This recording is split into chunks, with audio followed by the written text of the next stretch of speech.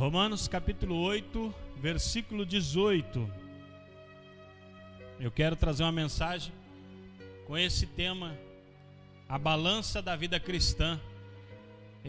Nesse versículo de Paulo aos Romanos, que é capítulo de número 8 e o versículo de número 18. Quem achou diz amém. Então leamos a palavra do Senhor. Porque para mim tenho por certo que as aflições deste tempo presente não são para comparar com a glória que há de ser revelada. Amém? As aflições do tempo presente não são para comparar com a glória que em nós há de ser revelada. Pode se assentar. Glória a Deus. A vida cristã, ela não é um mar de rosas. Quando eu aceitei Jesus, a primeira palavra que eu ouvi do pregador foi essa. Falou: olha, meus parabéns, agora você é crente, você está com Jesus, você é um salvo. Mas eu já quero dizer para você que a vida de um crente não é um mar de rosas. Você vai enfrentar dificuldades, pessoas vão tentar te tirar desse caminho, pessoas vão pelejar contra você. Você pensa que vai encontrar só coisa boa? Não. Na vida cristã você vai encontrar percalços também, tempestades, dias ruins. Mas nós podemos entender que o Senhor estará conosco e nos dará a vitória. Na verdade, a Bíblia até tem uma promessa para nós, que nós teremos aflições. Lá em João capítulo 16 e versículo 33, Jesus prometeu. Ele disse: no mundo tereis aflições. Então não fique surpreso quando alguma coisa afligir a sua alma. Pelejarão contra vocês, mas não percam o ânimo. Interessante que Jesus fala: eu venci o mundo. Ele poderia ter dito: vocês vão vencer o mundo, mas ele disse: eu venci o mundo. Isso quer dizer que se ele venceu, você também é capaz de vencer. Aleluia. Então, hoje eu quero falar com você sobre essa balança, a balança romana. Vocês sabem como funciona essa balança aqui? Essa balança que tem dois pesos. Essa balança antigamente era muito usada. Você ia no mercado, não era balança digital como é hoje. Porque hoje a balança é digital, você coloca em cima e a balança diz quanto está pesando. Mas a balança de antigamente tinha os pesos. Se você ia comprar uma coisa que deveria pesar 5 quilos, então a pessoa colocava um peso de 5 quilos de um lado, e do outro lado a pessoa colocava o produto. Dando 5 quilos, a balança estava alinhada. Se não desse 5 quilos, a balança, a parte que está os 5 quilos estava descendo, estava mais pesado. Até chegar aos 5 quilos, até a balança ficar nivelada, era colocado o produto. E isso para qualquer peso. Para 5 quilos, para 20 quilos, para 1 milhão de quilos. Era usada essa tecnologia para pesar. Quando Paulo está dizendo assim: eu tenho por mim que o peso das aflições do tempo presente não podem ser comparados ao peso da glória que está para ser revelada em nós. Ele está dizendo que a glória que há de ser revelada em nós deve pesar muito mais do que as aflições que nós estamos passando. É isso o que ele queria dizer com essa palavra. Então vamos falar um pouco aqui sobre o sofrimento do tempo presente. Paulo, que escreveu esse versículo, ele teve muitas aflições. Olha só, Paulo, por toda parte, por onde ia, enfrentava oposição. Paulo enfrentava oposição por todo lugar que ele ia. Os discípulos, logo de início, desconfiaram de Paulo. Porque pensa bem, Paulo havia perseguido muitos, colocado muitos na cadeia, tinha acabado com famílias, e agora ele se dizia cristão. Então os discípulos, de princípio, não aceitavam, não criam na conversão de Paulo, e aquilo gera sofrimento. Se você viesse para a igreja dizendo que é crente, e as pessoas da igreja disserem: nós não acreditamos na sua conversão, você não é bem convertido coisa nenhuma. Você está entrando aqui no meio, mas você não é crente coisa nenhuma. Isso não vai lhe gerar um grande sofrimento? Pois é isso que Paulo enfrentava. Quando as pessoas olhavam para ele, ele podia ler nos olhos das pessoas que as pessoas não estavam acreditando que ele realmente era cristão. Com o passar dos anos, é claro, as pessoas passaram a acreditar nele, mas a sua iniciação foi muito difícil. Outra coisa, o partido da circuncisão, que defendia que todo homem, todo varão devia ser circuncidado, combatia sempre Paulo. Paulo sempre estava em combate com esse povo, sempre provando que a graça supera todas as leis, que a graça é maior do que a lei, e esse povo estava tentando fazer com que ele pregasse a circuncisão junto com a graça. João Marcos o abandonou. João Marcos era alguém muito útil para Paulo, mas ele o abandonou, foi embora. Paulo também foi apedrejado pelo povo. Você levou algumas pedradas na sua vida? Alguém falou mal de você? Não. Paulo foi apedrejado literalmente. Você não sabe o que é isso, irmão. Você não sabe o que é você parar num paredão e uma multidão na sua frente, cada um pegar uma pedra e tacar em você. Eu quero ver você passar por uma dessa e continuar alegre, dizendo: Jesus é bom, maravilha, Deus é bom demais, que bênção, a graça de Deus em nós. Aí sim, aí você prova o seu valor.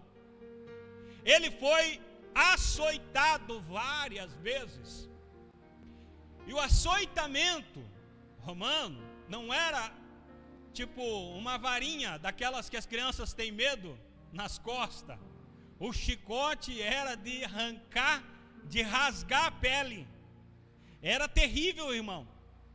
Paulo foi açoitado várias vezes, mas mesmo assim foi ele que disse isso: eu tenho por certo que as aflições do tempo presente não hão de se comparar com a glória que em nós há de ser revelada.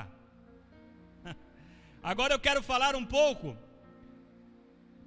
aqui sobre o poder do sofrimento na vida do crente. Atos capítulo de número 14, versículo 22 diz: confirmando o ânimo dos discípulos, exortando-os a permanecer na fé, pois que por muitas tribulações nos importa entrar no reino de Deus. Você quer entrar no reino de Deus, irmão? Você quer chegar na Sião Celeste? Quer morar na Nova Jerusalém? Tem uma boa para você. Você vai enfrentar sofrimento aqui. Não quero sofrer, pastor. Então você não vai conseguir entrar lá. Porque é necessário o sofrimento na vida presente. O sofrimento na vida presente é que vai dar a capacidade de você permanecer na fé e chegar até a Nova Jerusalém.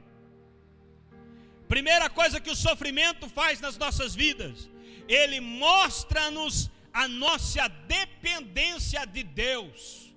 Crente que nunca sofreu, não sabe que depende de Deus. Ele pensa que ele depende de si mesmo. Crente que não sofre, não sabe que precisa de Deus para viver.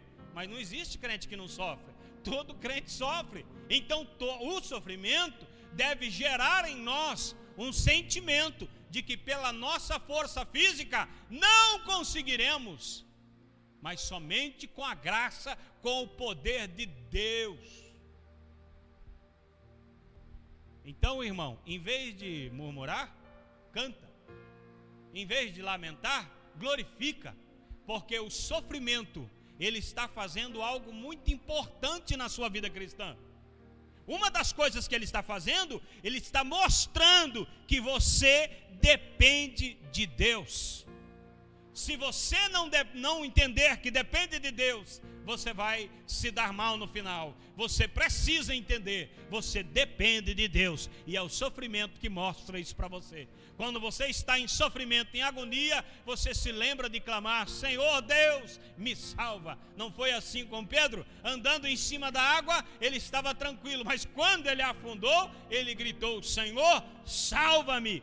Também o sofrimento nos aproxima mais de Deus. Quando a pessoa está desfrutando de fartura, de bonança, de alegria, de glória, ela tende a se esquecer de Deus. É uma tendência, é uma coisa lógica. A pessoa se volta para os seus confortos, suas alegrias, seus prazeres, e não tem tempo mais para Deus, não tem tempo mais para o próximo, porque tem muita coisa para desfrutar. Mas quando tudo isso lhe é tirado, quando ele passa a sofrer, ele se aproxima de Deus, ele busca ajuda em Deus. Se você não sofrer na sua vida, fatalmente você se esquecerá que precisa de Deus e se distanciará dele tanto que vai ser algo assim muito abstrato para você, a palavra Deus.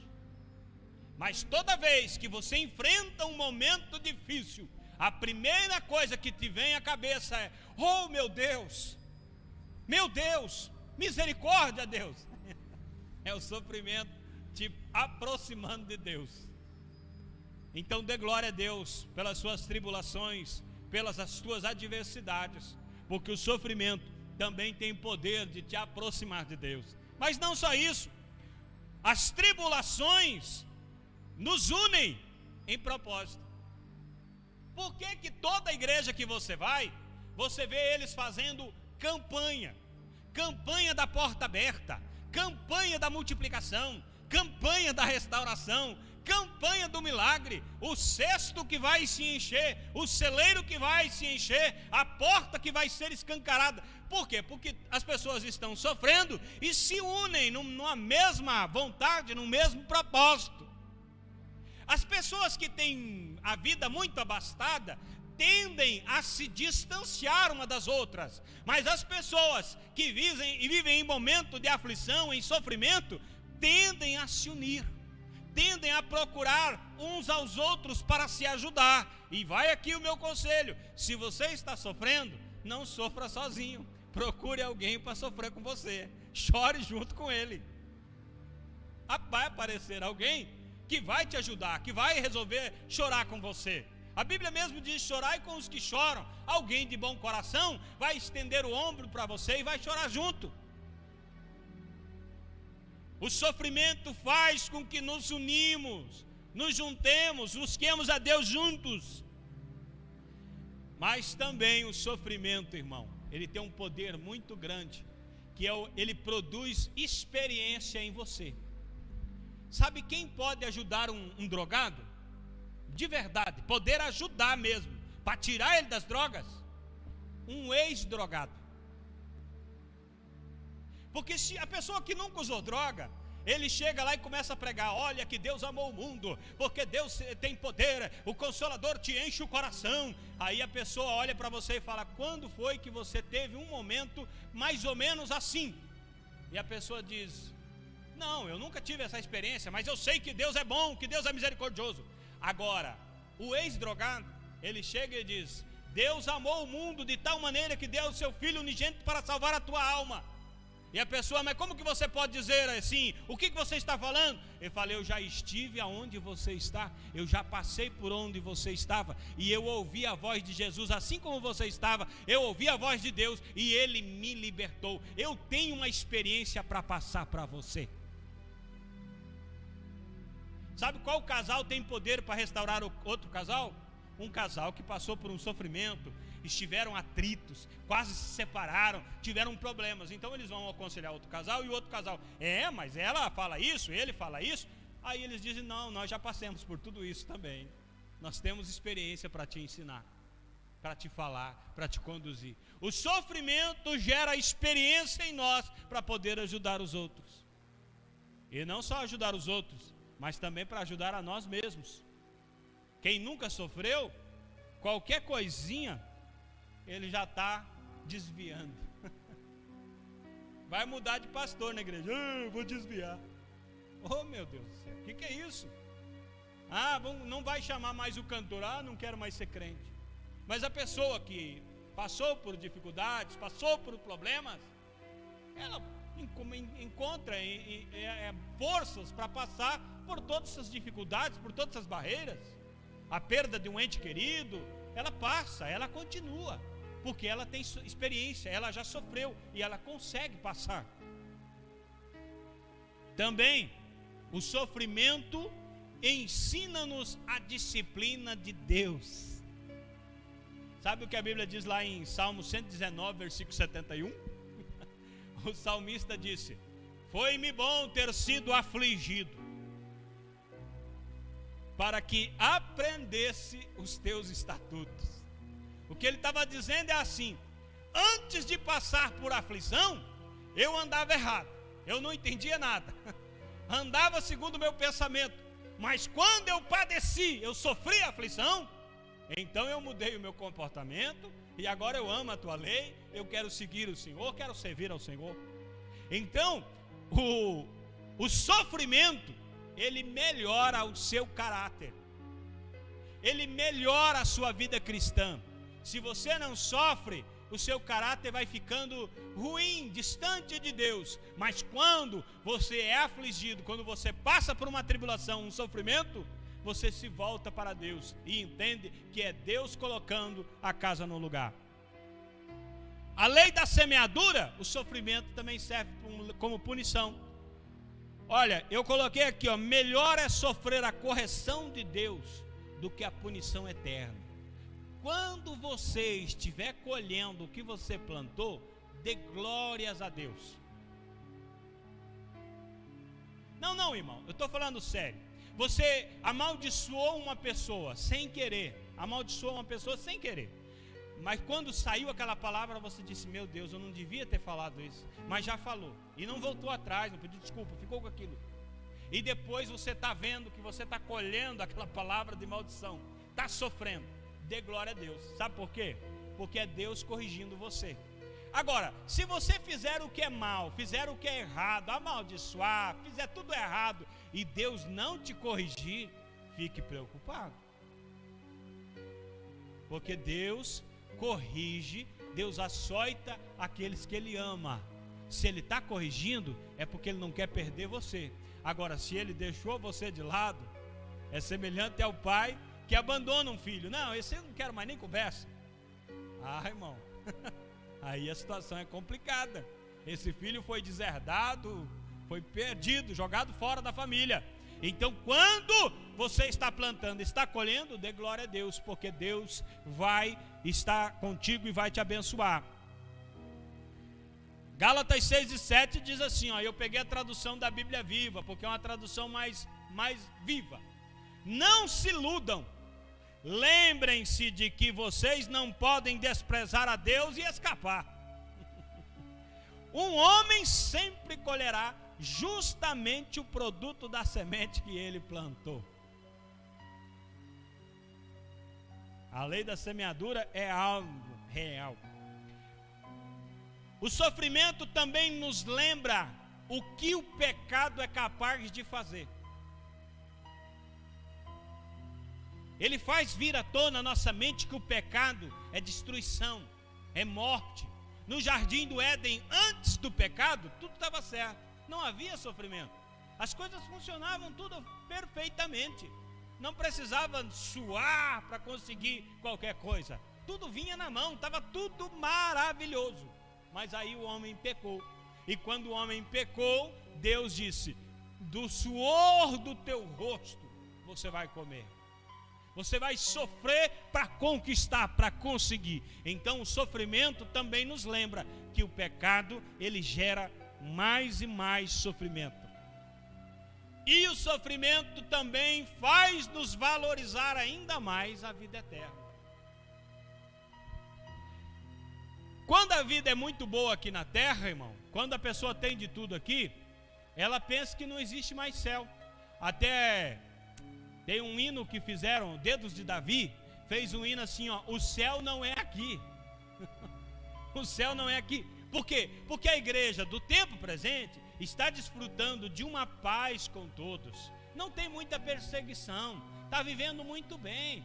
A pessoa, hoje se prega muito a teologia da prosperidade, de bonança, de que o crente tem que comer o melhor da terra e tal, e investe no futuro, e cresce, e tem dinheiro, e a pessoa passa a ter dinheiro, ter carro bom, ter casa boa, ter tudo de bom nessa vida.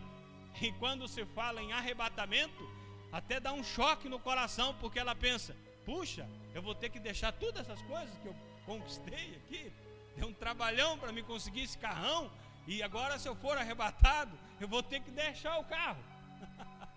Mas fala para um pobre, um sofredor que não tem nada, e diz para ele assim, ó, Jesus vai vir e vai buscar a igreja. Ele diz, glória a Deus. Porque não tem nada a perder, irmão. Ele tem, tudo que ele tem é o céu. Como diz o hino, ele é tudo para mim. Ele é tudo para mim. Já ouviu esse hino? Uma vez um menino maltrapilho queria cantar e mandava pedido para o pastor, pastor, quero cantar. Mas o menino muito mal vestido, um congresso muito lindo, tudo muito bem feito, irmão. O uniforme era de ter inveja, de tão bonito que era. Todos os pastores muito bem vestidos, e aquele menino meio maltrapilho, chinelinho de dedo, mandando bilhete para o pastor, dizendo, pastor, quero cantar. E o pastor disse, eu não posso dar oportunidade para esse menino. Ele está muito mal vestido, não posso dar oportunidade. Mas de tanto o menino insistir, o pastor disse, ó, vou te dar a oportunidade, mas canta rápido, seja rápido, porque a programação já está apertada. O menino pegou o microfone, sorriu para a igreja e começou a cantar. Ele é tudo para mim, ele é tudo para mim. Ele é o tesouro que eu tenho guardado em meu peito, ele é tudo para mim. Sabe o que foi isso? Isso foi o inferno inteiro caindo enquanto o menino cantava. Porque as pessoas pensavam que tinham tudo, mas não tinham o que aquele menino tinha. A alegria da verdadeira fé em Deus no coração. Enquanto eles estavam alicerçados em suas vaidades e riquezas, o menino dizia, não, eu não estou preocupado com isso. O que eu tenho é Cristo no meu coração e já é o suficiente. Aleluia. Maravilha, irmão. O sofrimento faz você valorizar a vida eterna, faz valorizar o céu. A igreja de hoje esqueceu do céu porque não sofre mais, vem tudo na mão. Antigamente as pessoas andavam quilômetros para ir à igreja, iam de a pé, saía 4 horas da tarde para poder chegar no culto, vinha do culto, chegar quase meia-noite em casa, sorrindo, feliz, graças a Deus, que culto maravilhoso. Hoje a pessoa tem carro, a igreja está ali pertinho, o abençoado não vai. Ele diz, não, hoje eu vou assistir um filme, hoje eu vou assistir o jogo, e é capaz de comentar com o pastor dizendo assim, ó, o meu time perdeu, pastor. O sofrimento também tem uma capacidade muito grande de tornar-nos mais profundos e menos superficiais. Pessoas que não sofrem não têm autoridade para falar de sofrimento, ela nunca sofreu. Como é que você vai falar de sofrimento se você não sofreu? Agora a pessoa que já sofreu, ela se torna mais madura. Quando alguém está contando uma história de vida, está falando, olha, eu sofri muito para chegar aonde cheguei, a pessoa que está ouvindo já sofreu também, ela sabe dar valor naqueles passos que aquela pessoa deu para chegar até ali. Mas o superficial, ele olha e diz assim, não, isso aí é inventado, isso não tem nada a ver. A pessoa que já sofreu, ela dá valor em tudo, ela tem um senso de economia, ela pensa: olha, isso tem valor, olha como essa pessoa é valorosa. Ela vê valor, ela vê qualidade, ela procura reaproveitar, ela procura reciclar, ela procura ajudar, ela procura dar uma oportunidade, porque ela já sofreu. Mas aquele que não sofreu, ela não dá valor em nada. A pessoa fez uma falha, ela já abandona. A pessoa falou uma palavra, ela não quer mais saber, porque ela é uma pessoa superficial. Ela pensa que as coisas vêm do céu, caem do céu. Mas a pessoa que já sofreu, ela é mais profunda. Ela ouve com atenção, ela presta atenção. E também o sofrimento, ele serve de garantia para a vida eterna, para a glória futura. Porque se você não está sofrendo, então o céu para você é por aqui mesmo. Não enfrenta nenhum tipo de luta, nada. Sua vida é lamentável. Paulo disse que se a gente esperar só nessa vida, somos os mais miseráveis dos homens.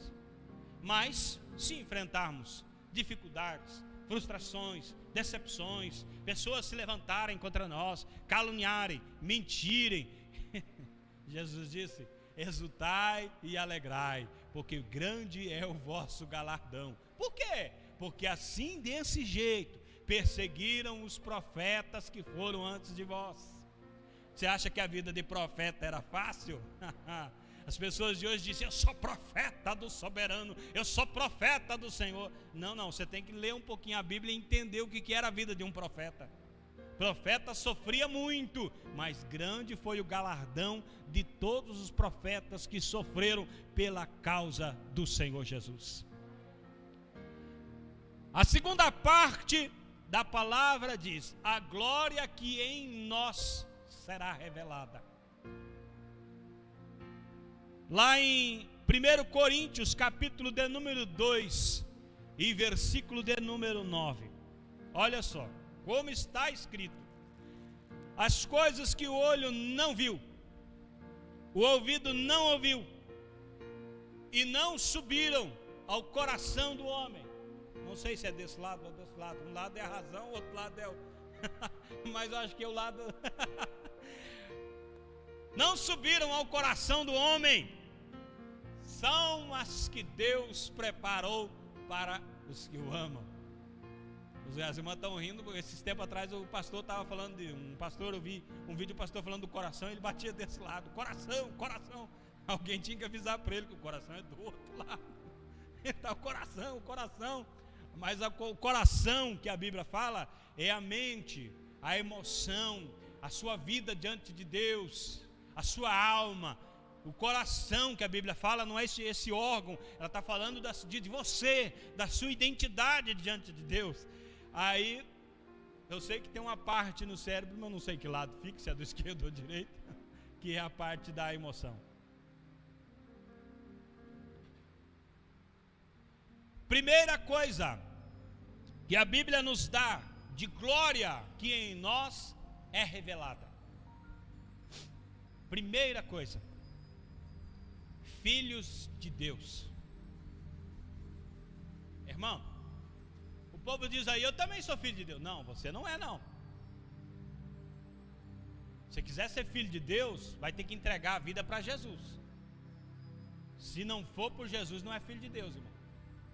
Está escrito assim que Jesus veio, morreu na cruz, e a quem creu na mensagem dele, ele deu-lhes o direito de se tornarem filhos de Deus.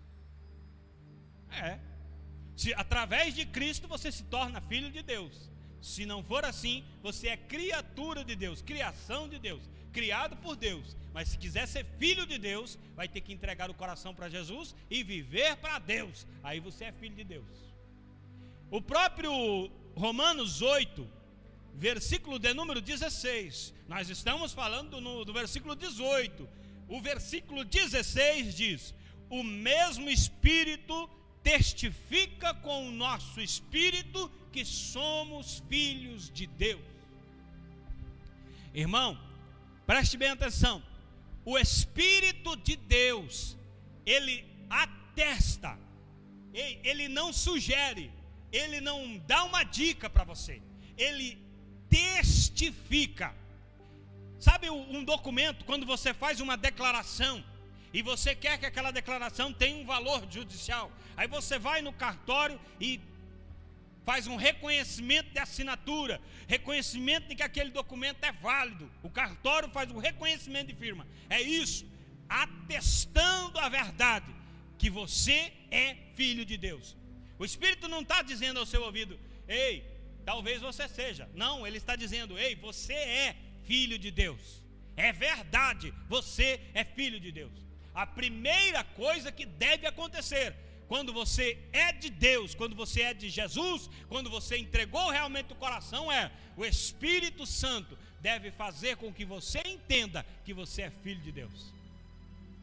Se isso não acontece com você, se você tem muitas dúvidas a respeito se Deus te ama, se Deus realmente é com você, se o Espírito realmente te ama, se você realmente vai morar no céu, alguma coisa está errada em você.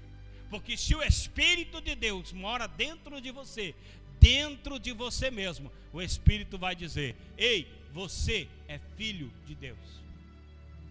E o que é um filho de Deus, irmão? O pastor pregou que meu Deus do céu, isso é uma loucura, né? O pastor disse que filho de leão é leãozinho.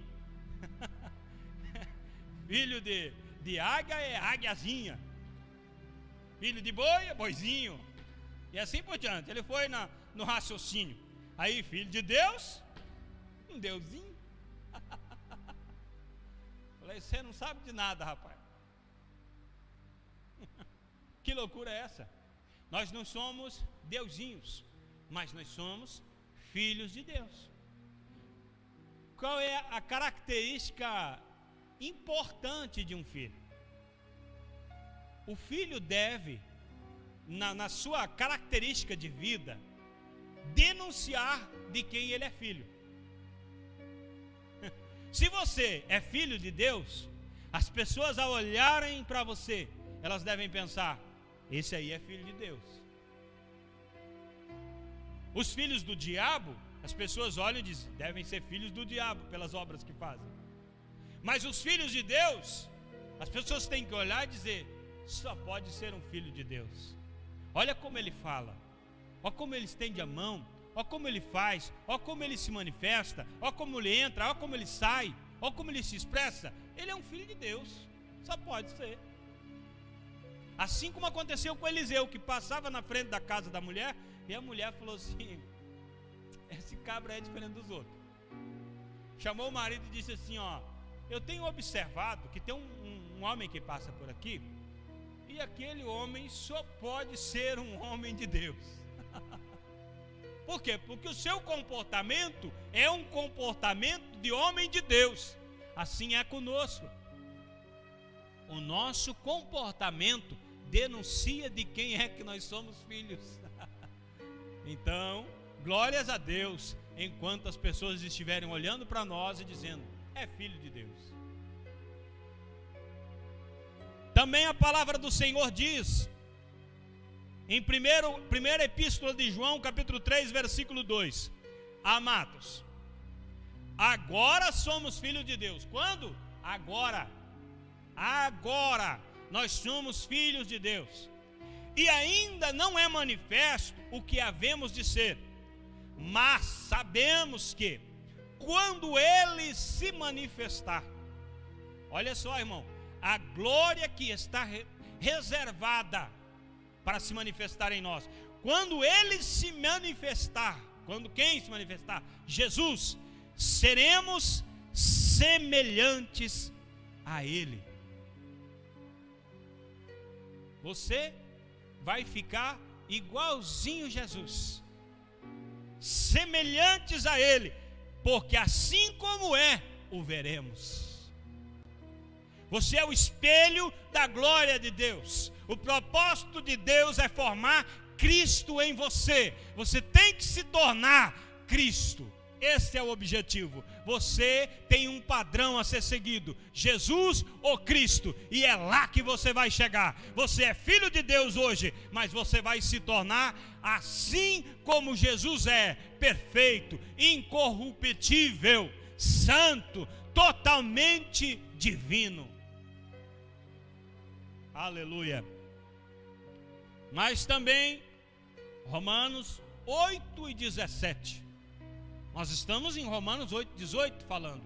Um versículo anterior diz, o versículo 16 disse: o Espírito testifica com o nosso Espírito que somos filhos de Deus. Aí o 17 diz: e se nós somos filhos, somos logo herdeiros também. Porque isso aqui é tremendo. Isso aqui é fantástico. Herdeiros de Deus e co-herdeiros de Cristo. Olha só quanto Deus tem para você, quanto Deus está te abençoando, quanto Deus está sendo maravilhoso com a sua vida. Se é certo que com Ele padecemos, para que também com Ele sejamos glorificados. Paulo está dizendo assim: se é certo que a partir do momento que nós entregamos a vida para Ele, nós sofremos, então com Ele nós seremos glorificados. É uma certeza que você sofre por Cristo, mas também é uma certeza que você vai ser glorificado com Cristo. Então, além de filho, você é herdeiro de Deus e co-herdeiro com Cristo. Aleluia. Gálatas 3, versículo 29 diz: e se sois de Cristo, então sois descendência de Abraão e herdeiros conforme a promessa. Você não é só filho, você também é herdeiro de Deus. E qual que é a maior importância do herdeiro? O herdeiro, ele herda. Este é o sentido. Ele herda. E o que você tem herdado de Deus? Se você é herdeiro, é seu, irmão. Você pode pegar. Eu me lembro de uma visão do pastor Takayama. Acho que eu já falei aqui na igreja, mas vou falar de novo. O pastor Takayama teve uma visão lá em 1990, mais ou menos, bem antigo. Ele entrou numa igreja e viu uma mesa farta na visão. A mesa farta no meio da igreja. E tinha, realmente, aquela mesa estava muito farta. E as pessoas em volta da mesa, tinha muita gente em volta da mesa, estavam com os olhos que dava para se notar a fome. Estavam com muita fome. Porém, as pessoas estavam com as mãos para trás. Não ousavam tirar a mão de trás e pegar algo da mesa. E a mesa estava farta, estava ali para eles se alimentarem. Eles estavam com fome, já estavam perante a mesa, mas não se alimentavam, continuavam com fome. Talvez este seja o meu ou o seu caso. A graça de Deus abriu um leque de bênçãos, de oportunidades e de coisas grandiosas de Deus, dádivas, coisas que você não paga para adquirir, coisas que são suas, mas você precisa ter ousadia de pegar. Qual que é o preço, irmão, de qualquer bênção de Deus ou milagre? Fé. Porque diferente dos seres humanos que precisam provar, que Deus não faz assim. Deus espera que você creia. Se você crer na promessa de Deus, maravilhas de Deus estão para se cumprir na sua vida. Se você crer, você será batizado com o Espírito Santo. Se você crer, os dons do Espírito Santo hão de ser manifestados na sua vida. Se você crer, você fará obras tão grandes nesta terra que a televisão e a internet vai pirar, irmão. Mas você precisa crer.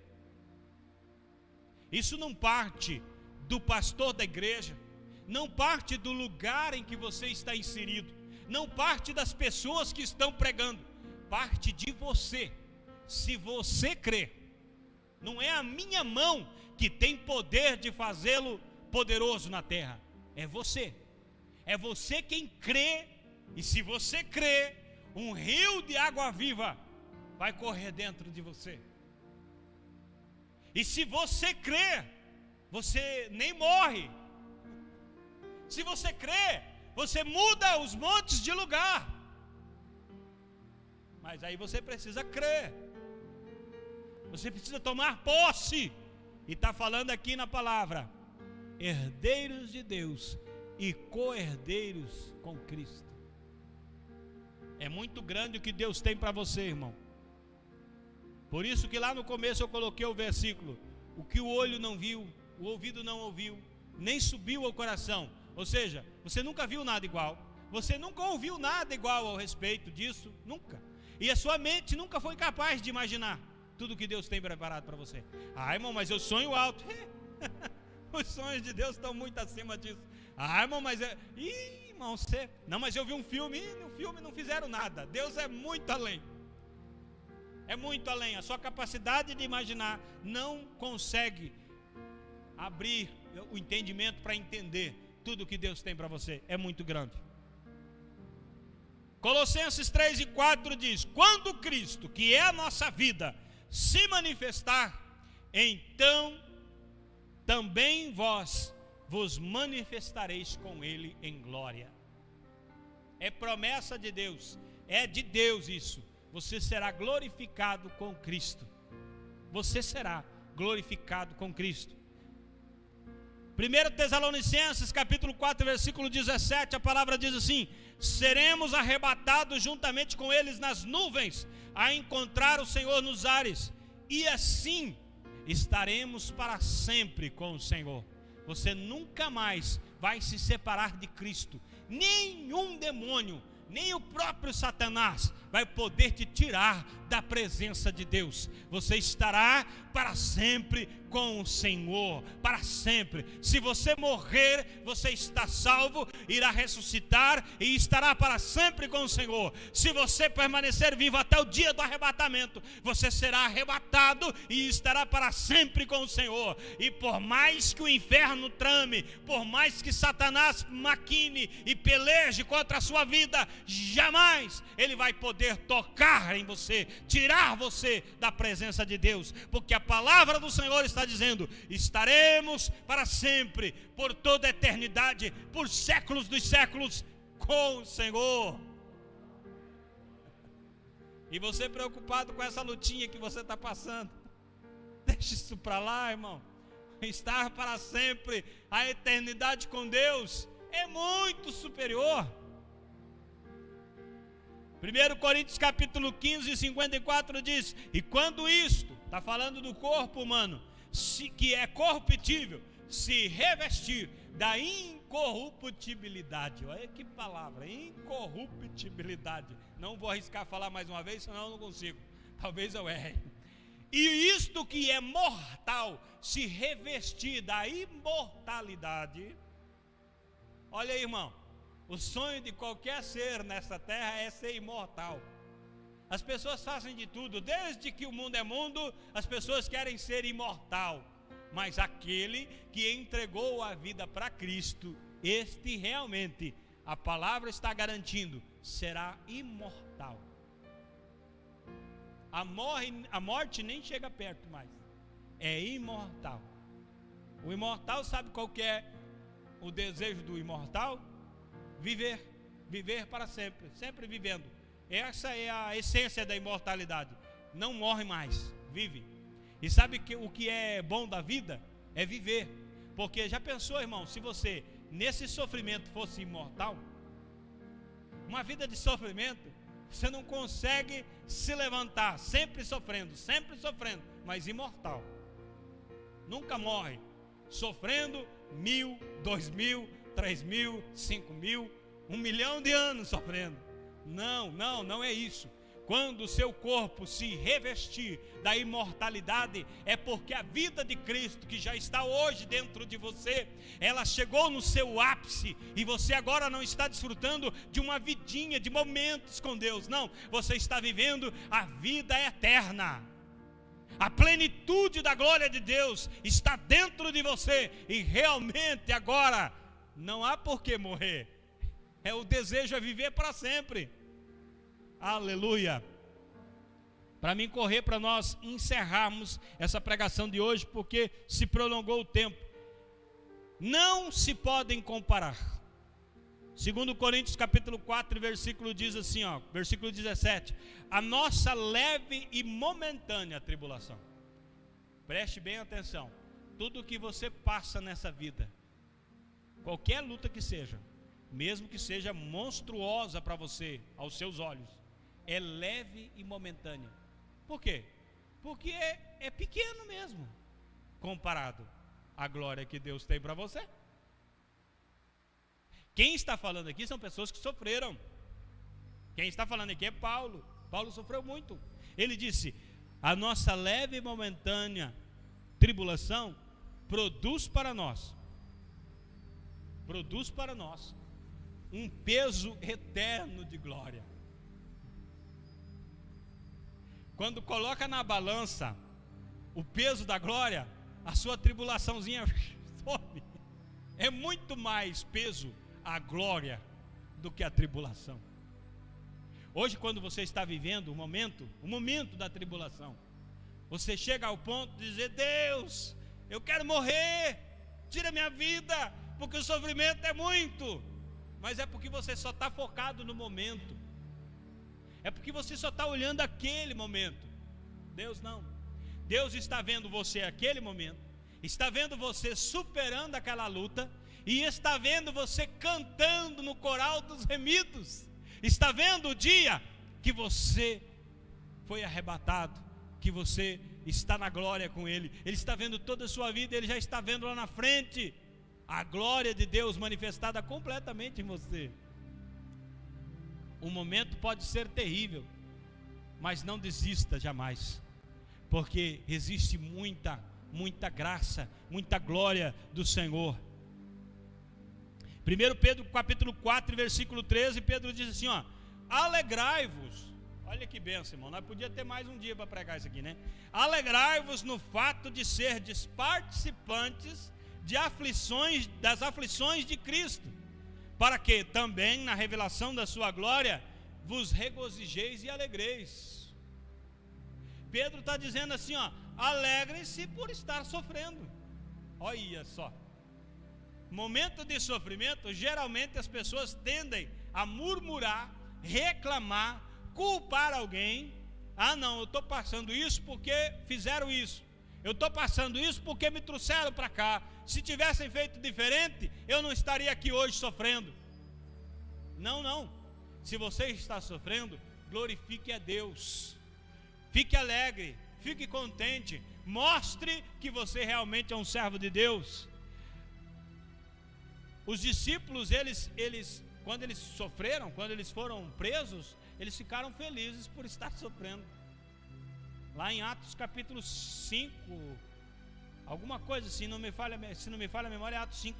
Eles foram presos e estavam alegres porque foram achados dignos de padecer pelo nome de Cristo.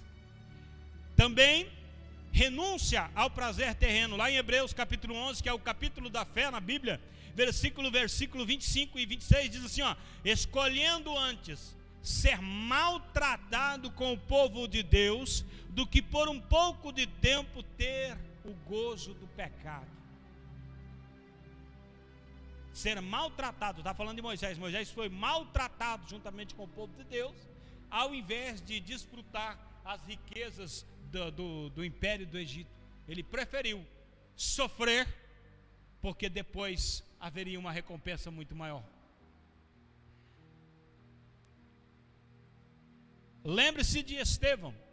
Estevão estava sendo apedrejado, mas quando Estevão está sendo apedrejado, ele levantou os olhos e viu o Filho de Deus assentado no trono.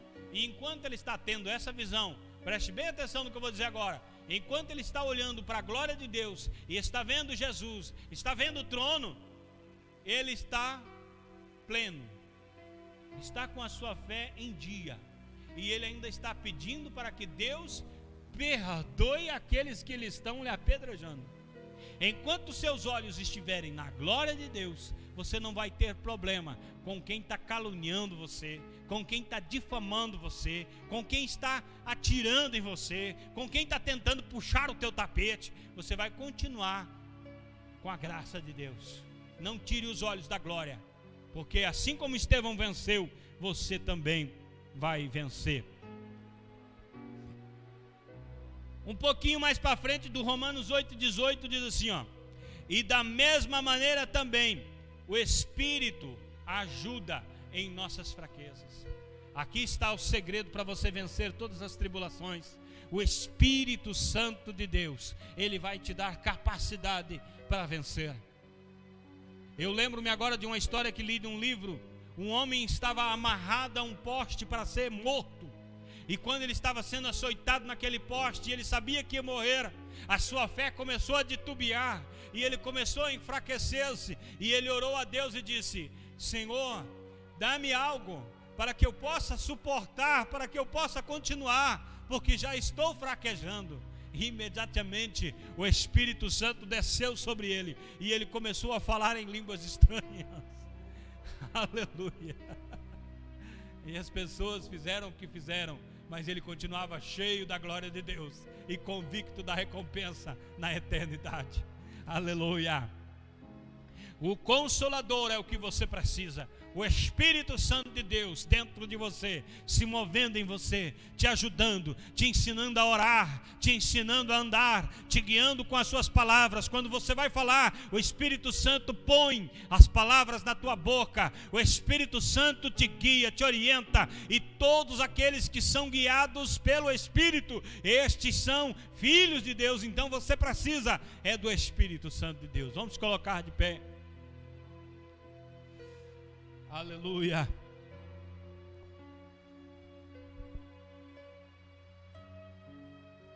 Toda a tribulação que você tenha passado, irmão, todo o sofrimento que você tenha enfrentado, deixe de lado. Volte seus olhos para a glória de Deus, o poder de Deus, o Espírito Santo dentro de você. As bênçãos de Deus são muito maior do que qualquer luta, qualquer sofrimento que você possa enfrentar. Grande e soberano Deus, nós te adoramos, Jesus, pela tua bondade, pela tua graça, pelo teu amor, Jesus, pelo poder do Senhor, Pai querido, manifestado em nós, por todas as dádivas e dons que o Senhor nos tem nos dado, alcançado. Senhor, nós te pedimos que o Senhor nos ajude e nos auxilie, para que possamos tomar posse daquilo que é para nós, da herança espiritual que o Senhor tem dado para nós, mas que nós, por falta de coragem, falta de ousadia, talvez não tenhamos tomado posse. E por causa de não termos tomado posse daquilo que já é nosso pela tua palavra, muitas vezes, Senhor, titubeamos no caminho, tropeçamos em pequenas coisas que não deveriam nem estar, Pai querido, causando tristeza. Alguns espinhos, Senhor, parecem ser tão duros, tão terríveis, que a nossa fé quase desfalece. Mas em momentos, Senhor, em momentos assim, pensamos em parar, pensamos em desistir, mas o Senhor, por sua misericórdia, que nunca se acaba, que não tem fim, tem nos concedido oportunidade após oportunidade. Senhor, ajuda-nos, Pai. Enche-nos do teu Espírito, ajuda-nos, Senhor, a buscar o Senhor em oração, ajuda-nos a consagrar a nossa vida, para que possamos, Pai, vencer os empecilhos desta vida e chegar na eternidade, glorificando o teu nome para sempre. Ó Deus, em nome de Jesus, nós te adoramos e te agradecemos por tudo, em nome de Jesus.